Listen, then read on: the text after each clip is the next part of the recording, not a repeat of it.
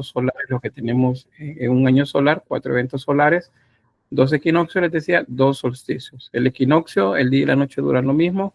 En los solsticios, el de invierno, la noche es más larga, y en el de verano, el día es más largo. Esos son. El más cercano para nosotros en este mes es el equinoccio de primavera para el hemisferio norte. Es el mismo equinoccio, solo que de otoño en el hemisferio sur.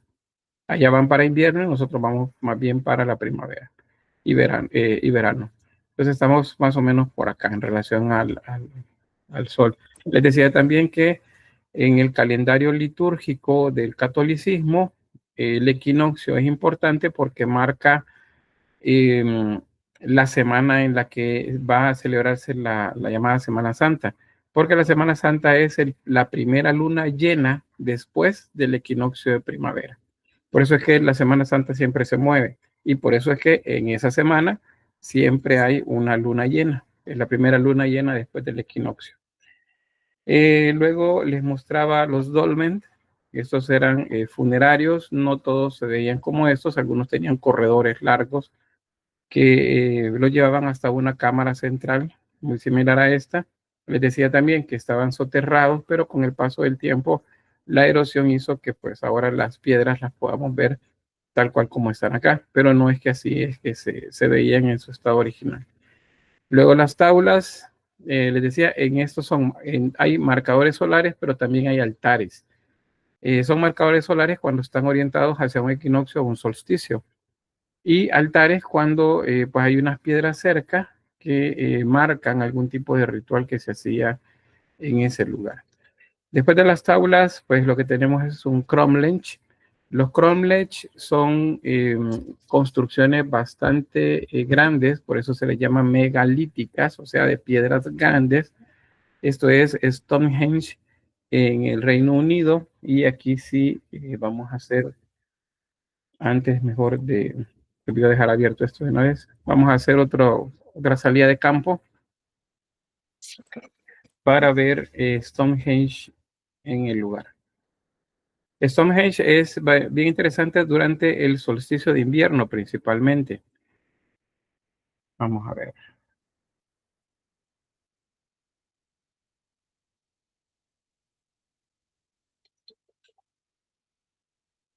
Acá, vamos a ir al Reino Unido, Inglaterra específicamente, y aquí tenemos Stonehenge. Quizás algo antes, vamos a alejarnos en el mapa un momento, solo para que observen algo. En la época de la que estamos hablando, ya neolítico, esa zona se estaba separando. O sea, esto no es que la tierra estaba unida, sino que en toda esta región estaba cubierta por hielo. El mar no es tan profundo en esta zona, entonces igual, pero una capa de hielo era la que unía toda esta región. Entonces, por eso hay similitudes entre los vestigios que se encuentran en esta región, que es España, Francia, Inglaterra, porque eran básicamente un mismo territorio. Bueno, vamos allá a Stonehenge. Y bueno, aquí tenemos... Stonehenge es el nombre del lugar, pero el tipo de monumento se llama cromlech. Y los cromlech son monumentos pues hechos de piedra. Este no está completo.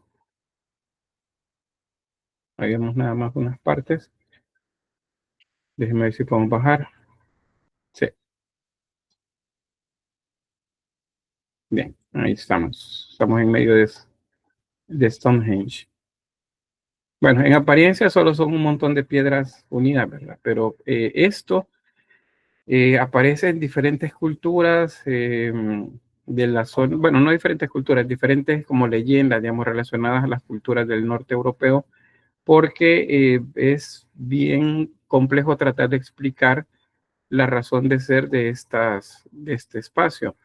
O sea, no hay nada escrito, por supuesto que la escritura no había sido todavía inventada, que explique algo siquiera acerca de la cultura que produjo este monumento.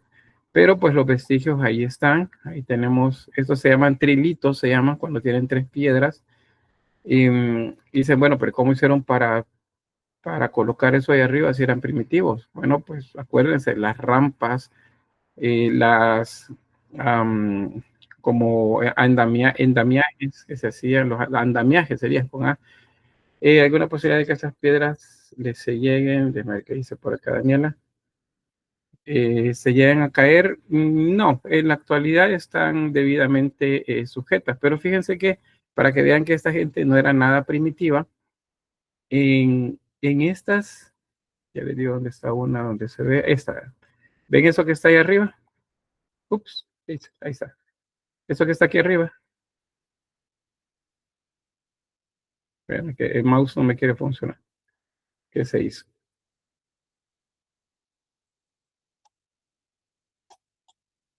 No, estoy muy cerca. Ya me va a regañar ahí el guardia. Para andar metido en medio del sitio. Ya les digo dónde estaba. Bueno, pero aquí no se ven todas, pero aquí están. Aquí arriba se alcanzan a ver dos protuberancias en esta parte de aquí arriba. Y creo que hay una, el problema es que no es esta, pero había una que se veía bien, aquí está, esta. ¿Ven esa protuberancia que está ahí? Esa es una cuña. Esto servía para que las piedras que se colocaban encima, a las piedras de encima tenían un agujero en la parte de adentro. Entonces cuando se deslizaban, el agujero caía justamente encima de esta protuberancia. Entonces hace una llave y la piedra entonces ya no se iba a caer de esta zona. Sin embargo, con el paso del tiempo, guerras, diversas culturas que habitaron por estas zonas, periodos de lluvia, bueno, diferentes situaciones hicieron pues que, como ven acá, muchas de las piedras estén tiradas en el suelo. De hecho, no todas estaban colocadas como las ven acá.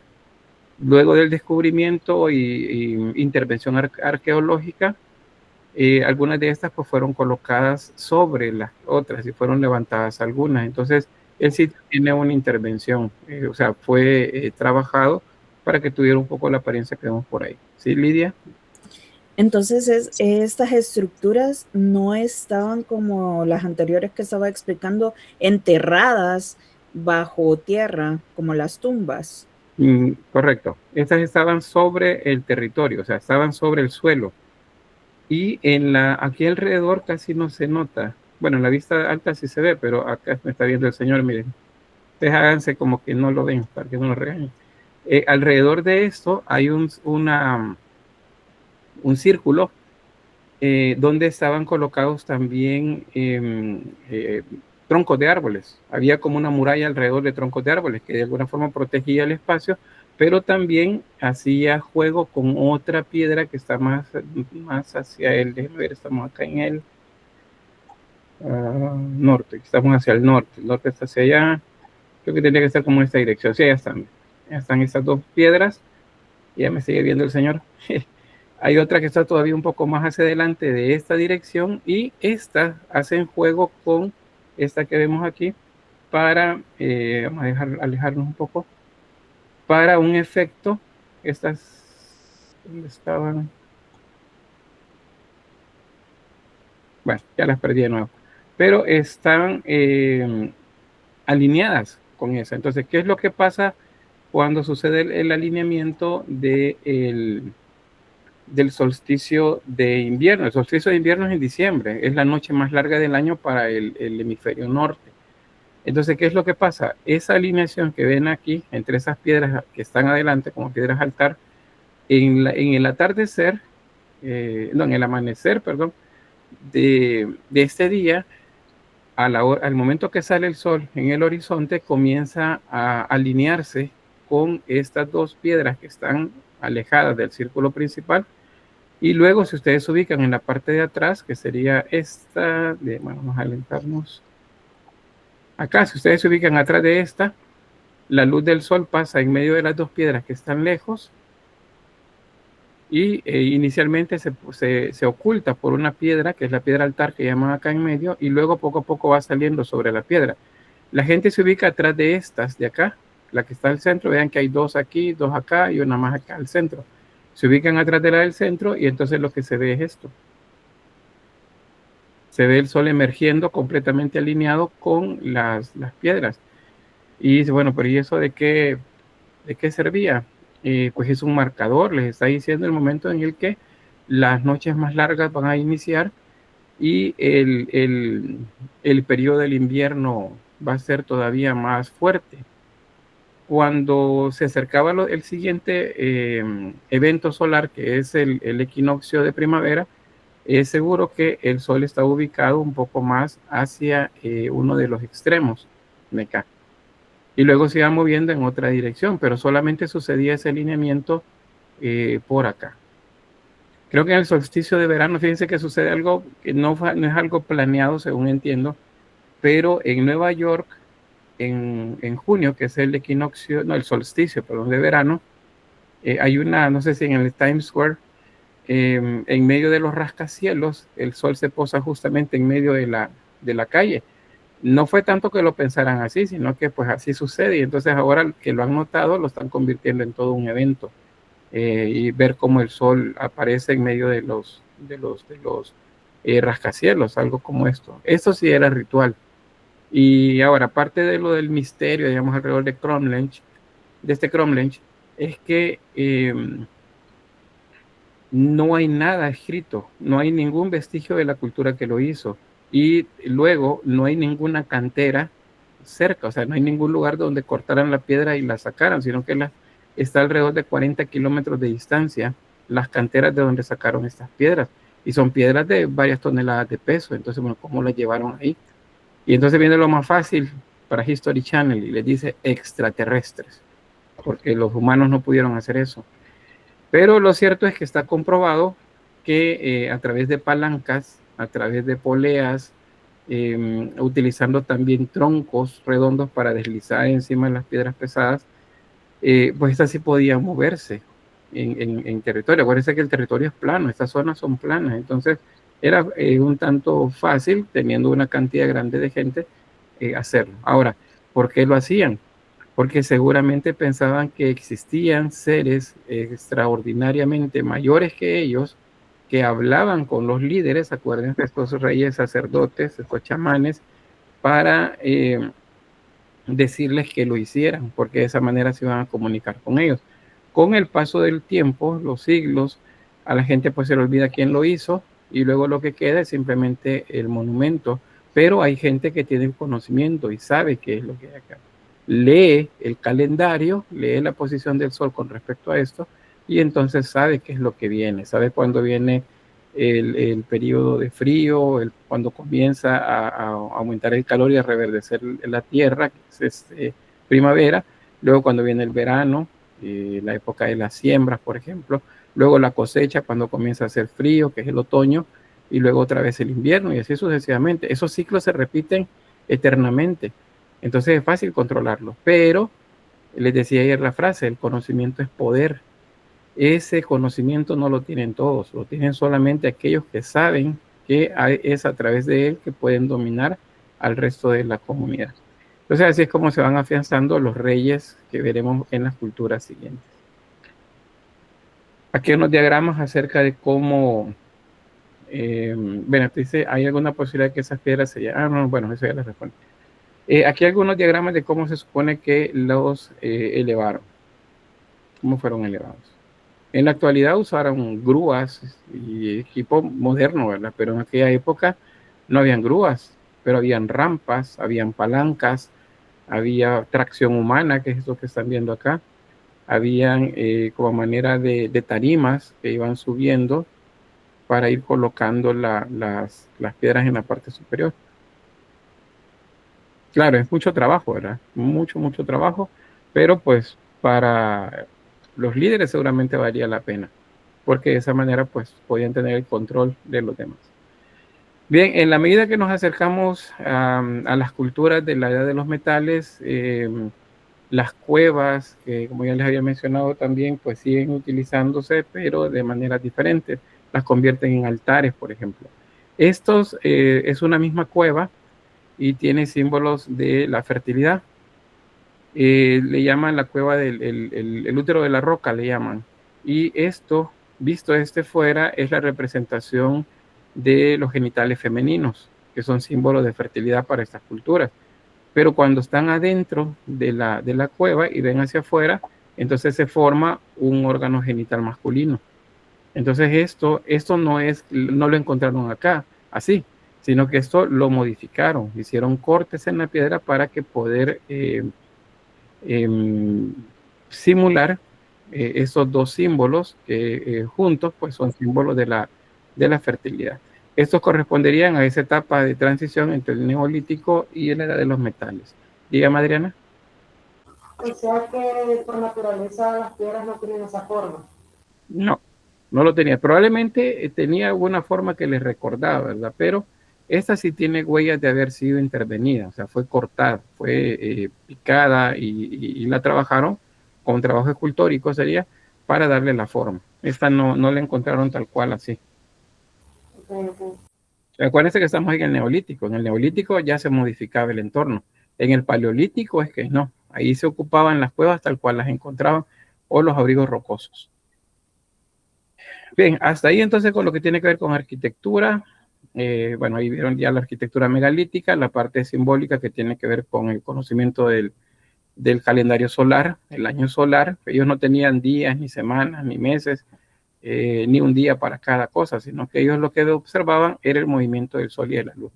Y de las estrellas también, porque marcaban diferentes momentos en el año.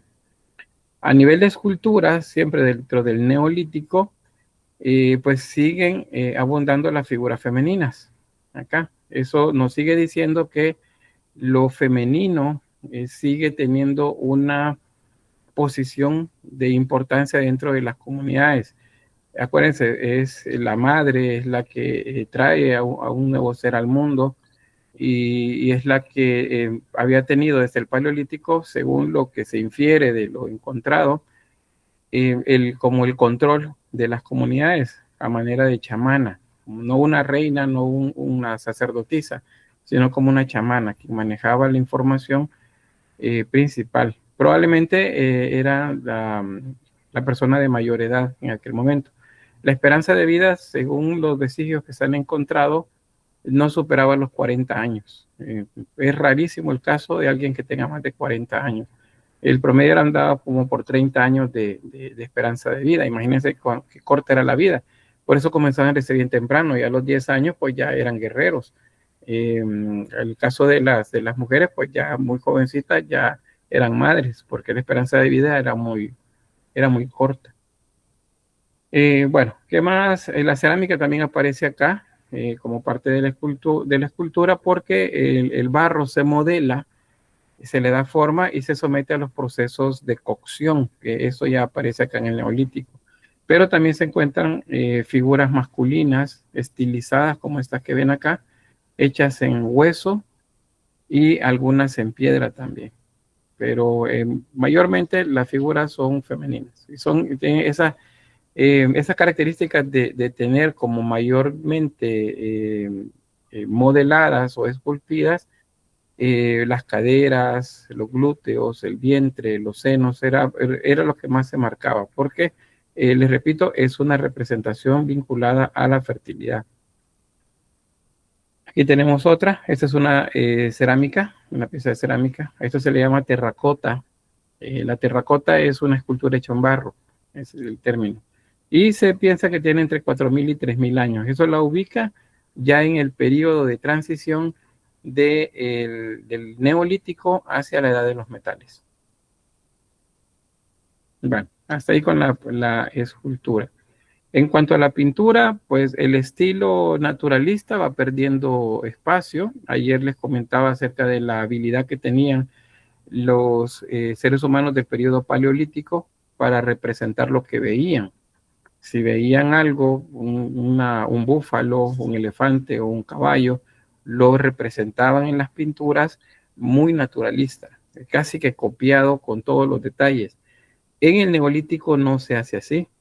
Y la diferencia está en que, ayer les decía, lo que sucede es que no tenían imaginación, entonces solamente copiaban lo que veían. Pero ahora ya no, ahora tienen una habilidad diferente y esa es la memoria, la imaginación, perdón.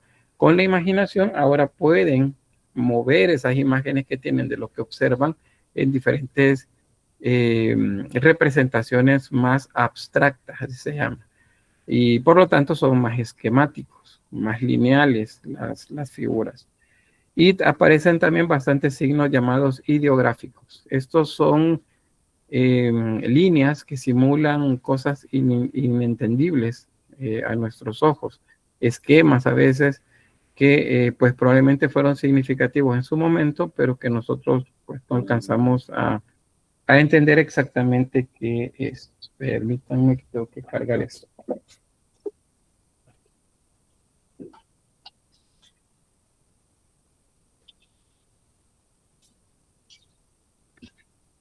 Bien. No sé si hay alguna pregunta hasta acá, antes de comenzar a ver imágenes. ¿No? Bueno, hay un par de características. Les mencionaba que ya no hay tanta la idea del naturalismo. Entonces las formas se vuelven esquemáticas y tampoco hay mucho énfasis o trabajo para representar las cosas con todos los colores que lleva. Por ejemplo, veíamos los bisontes el día de ayer que eran de tonos rojizos, pero las patas eran negras, la crin era negra y en el caso del hocico pues tenía colores diferentes, matices de color para hacerlo lo más natural posible.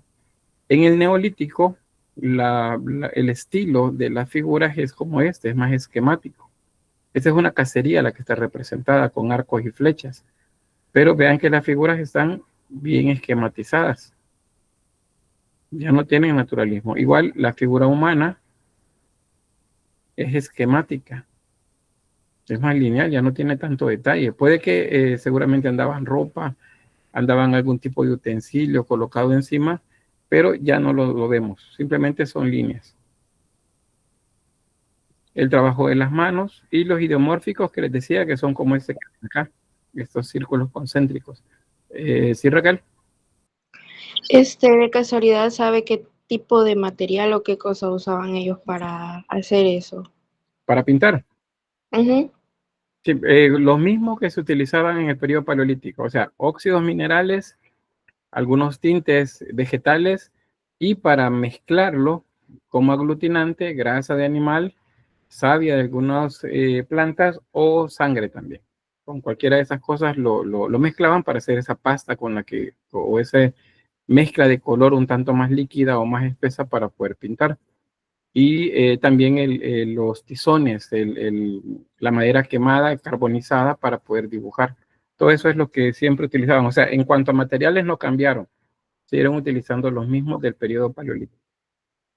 No sé, Raquel, si iba a decir algo más, veo la mano levantada siempre. No solamente, gracias. Bueno, aquí otras imágenes.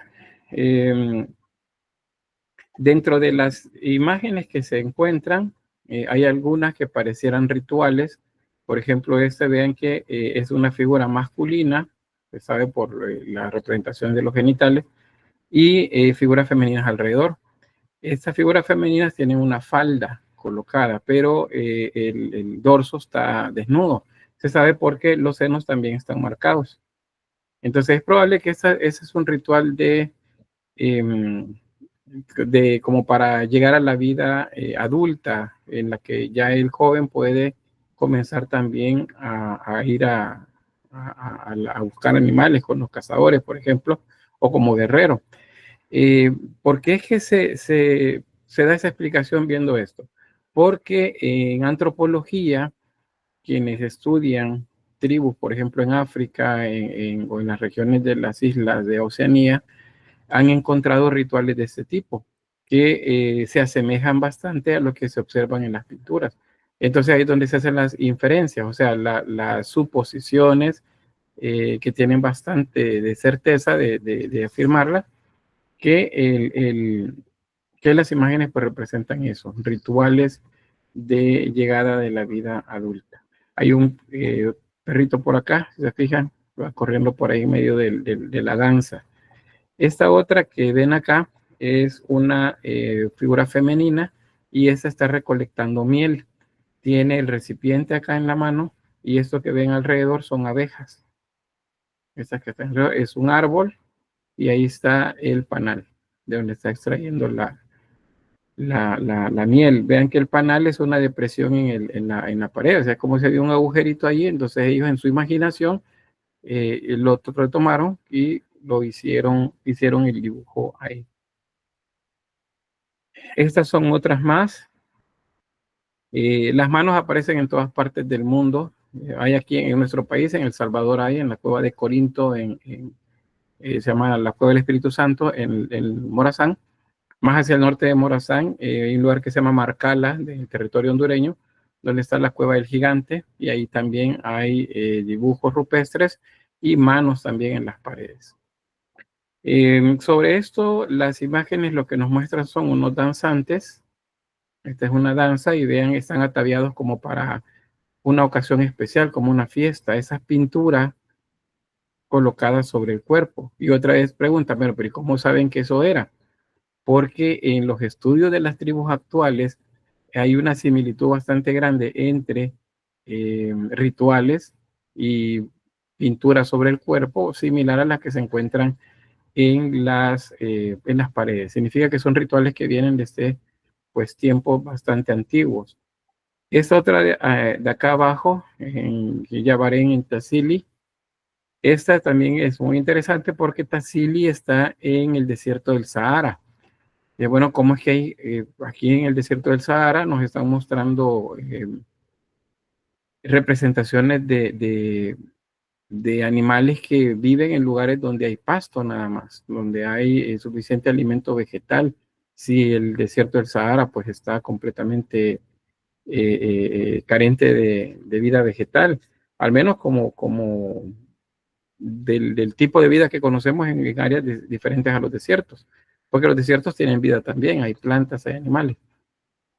Pero pues en la actualidad el desierto del Sahara no albergaría tribus como estas, con rebaños tan grandes. Pero en esta época sí aparece, unos 12.000, 15.000 años atrás en el tiempo sí había.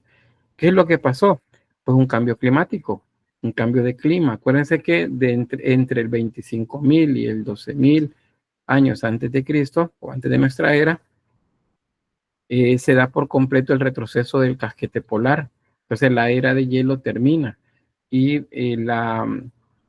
eso implica cambios en muchos lugares, mayormente que la temperatura se eleva. Eso es lo que hace que los sitios se vuelvan más estables con el clima y hace que la gente se quede más tiempo en un solo lugar, que es lo que da pie al sedentarismo y a la agricultura y a la ganadería de la época neolítica. Bien, estos son esquemáticos, son pinturas que también se encuentran. La mayoría no tiene una explicación clara, no sabemos exactamente qué son. Yo les puedo decir a ustedes, miren, díganme qué se les ocurre que puede ser esto, sin que me digan extraterrestres, porque eso lo ven en History Channel y es lo primero que les dicen, extraterrestres. Hay un extraterrestre en la parte de un robot, les van a decir, no, ¿qué se les imagina que es? A ver, Mónica.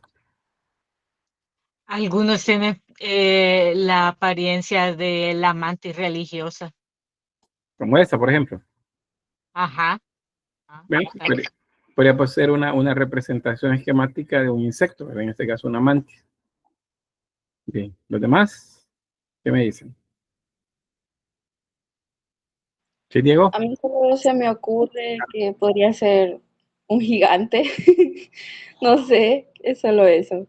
Por el tamaño de algunas figuras. Muy bien, que parecen más grandes que las demás. Aquí les voy a dar una clave con lo que dice Raquel. Que vean una imagen de un tamaño mayor a las demás no significa gigante. Significa que tiene un rango mayor. O sea, que es la más importante de todas las que están ahí. Hay un error en interpretación que se hace en otras culturas donde las figuras, especialmente los reyes o los dioses, son bien grandes. Pero lo que nos está diciendo es la posición jerárquica de todos los que aparecen ahí. Mientras más grande, más importante. Bien, tenía varios acá en fila con la mano levantada. Tengo ahorita Samuel, luego Alexander y luego Arlet. A mí me dio curiosidad que una de las figuras que se muestran ahí tienen como 4 brazos. Bueno, acá, por ejemplo. Ajá, esa. Muy bien. ¿Qué más? Alexander, luego Arlet.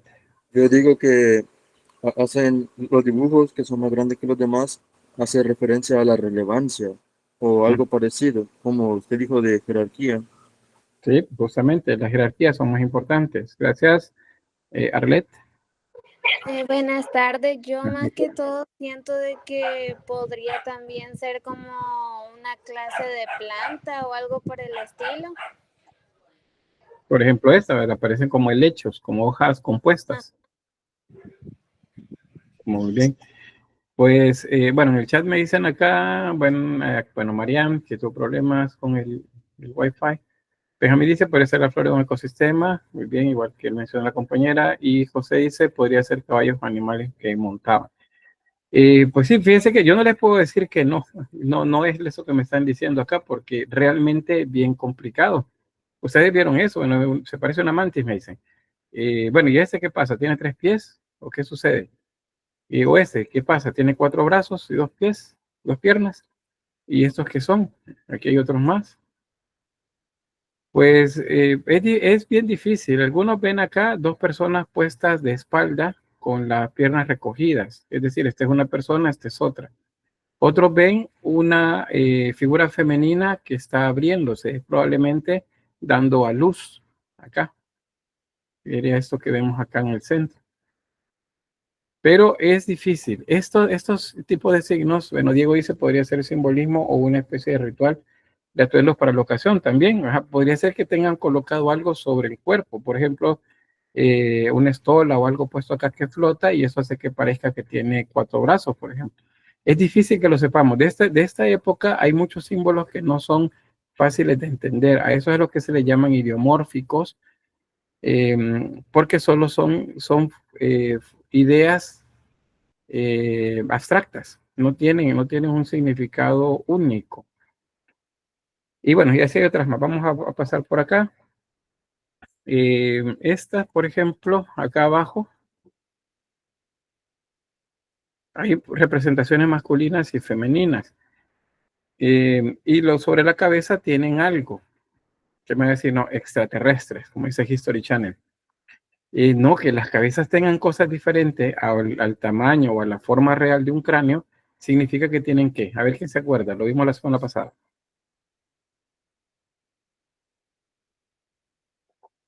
A ver, Marjorie.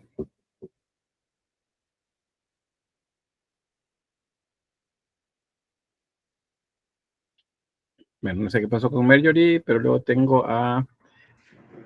bueno, sí, dígame. Son de esos sombreros que ustedes quedan como imaginarios. Bueno, como un sombrero, tiene un nombre. Dice acá, son tocados, dice Emily. Y Rodrigo, bueno, no hay problema, Rodrigo, Carla dice, parecen... Copia. Bien, Marjorie tiene el micrófono abierto. Cali, dígame. Es que no recuerdo bien el nombre que dijo, pero eran esos sombreritos ceremoniales que le ponían a la gente, que en las estatuitas se ven como circulitos. Ay. Hola, tuve un pequeño por aquí corte. Que ven, con una corona con huesos, dicen por acá. ¿Quién más? ¿Qué más? Perdí unos mensajes porque me sacó un momento de la llamada, fíjense. Bien, no sé si alguien más tiene la mano levantada. No, una cofia. Bien, el término es cofia o sombrero ritual. Y eso lo que nos está diciendo es que estos personajes son partícipes de un ritual como manera de chamanes o chamanas, podría ser también. Este otro igual, vean esa figura central. Se ve extraña, no parece humana, sin embargo tiene piernas y o sea, es bípeda y tiene una forma diferente en medio del resto de animales. Estos son como emues, por ejemplo, o avestruces, que son aves, son de gran tamaño. Esas también están representadas por acá. Luego tenemos pinturas de genitales también, especialmente femeninos, que son símbolos de la fertilidad. Eso no tiene ningún otro significado y que me puedan decir que esto, mire, eso es era algo fuera de orden, pues no, es vinculado a la fertilidad. No hay otra explicación en esa época. Bueno, hasta ahí con lo que se refiere a la pintura. No sé si hay alguna pregunta. Vieron que es más esquemática, aparece la figura humana y los animales se hacen más geométricos. Ya no tiene nada que ver con el naturalismo. La razón es que el ser humano de esta época tiene capacidades cognitivas diferentes y una de esas es la imaginación, y con la imaginación viene también la abstracción, el abstraer la información. Hay una, por cierto, con eso de abstraer la información y que tiene que ver con el conocimiento o el crecimiento del pensamiento religioso. La semana pasada en el grupo de Facebook puse un video donde se habla de un personaje ficticio que se llama Neca, y ahí pues aparece la idea de cómo se vincula los eventos de la naturaleza, eventos cotidianos con aspectos extraordinarios. Eso tiene que ver pues como la proyección de la mente que hace a través de la imaginación. Esa sería como la gran diferencia entre los seres humanos del Neolítico con los seres humanos del Paleolítico. ¿Me preguntas? ¿No? Bueno.